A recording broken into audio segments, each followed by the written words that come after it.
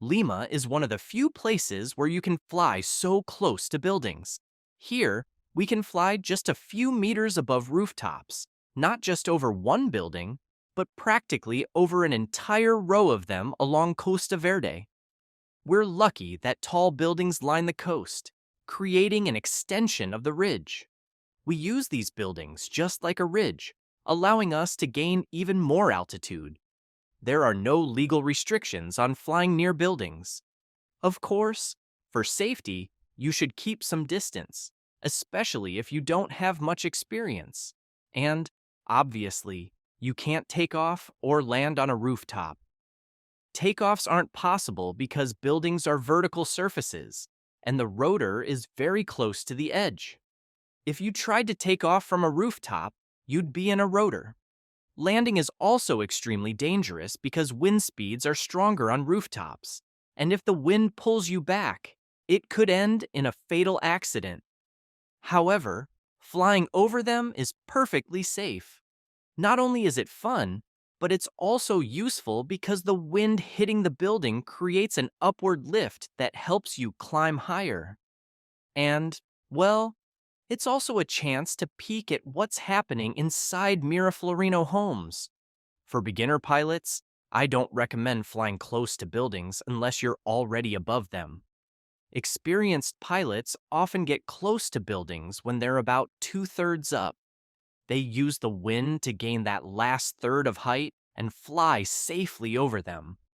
But if you're a beginner, never get close unless you're above the building.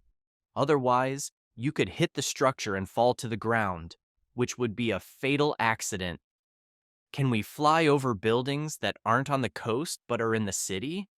Like buildings in San Borja, Jesus Maria, or Pueblo Libre? Number. The buildings near the coast are an extension of the ridge, while those in the city don't have the same laminar wind flow, but rather turbulent air. If you tried to fly there, you'd mostly find rotors and downdrafts instead of lift.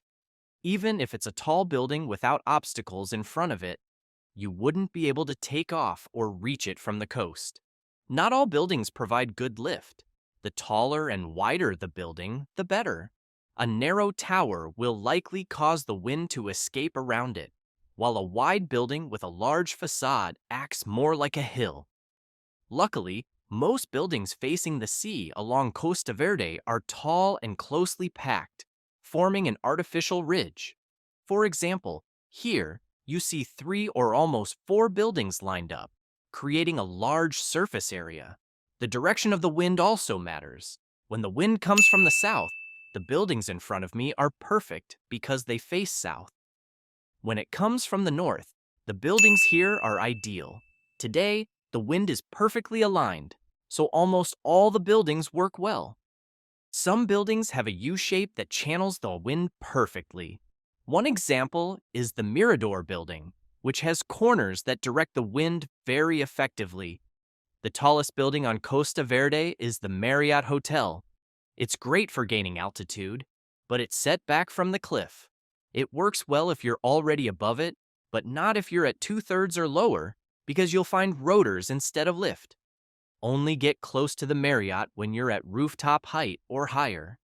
Passengers love flying near the Marriott because its mirrored facade creates amazing video reflections. Since it's the tallest building on the coast, it helps me gain significant altitude. I treat it like a hill, flying figure eights in front of it to climb higher and higher. When I was a beginner, I was scared to fly close to buildings with a tailwind because the speed felt much faster. That fear makes sense because if you're inexperienced and your wing touches the building, it can lead to a serious accident. I recommend sticking to headwind passes at first, as you'll fly slower and have better control. If you're flying with a tailwind, it's better to stay farther away from the buildings. Once you have more experience and full control of your glider, you can fly close to buildings even with a tailwind. But at first, always fly with a headwind. If you feel like you're losing control, shift your body to the opposite side or apply opposite brake pressure to move away from the building. One more tip.